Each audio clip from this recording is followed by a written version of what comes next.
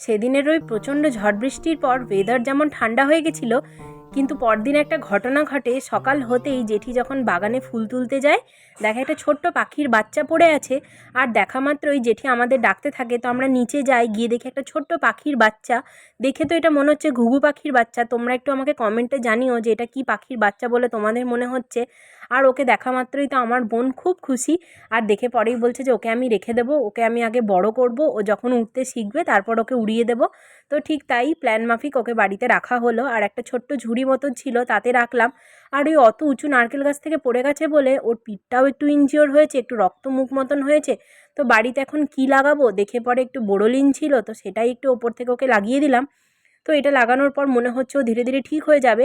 আর এখনও একদমই ছোট, হয়তো ওর 2-3 দিন কি 4-5 দিন হয়তো বয়স।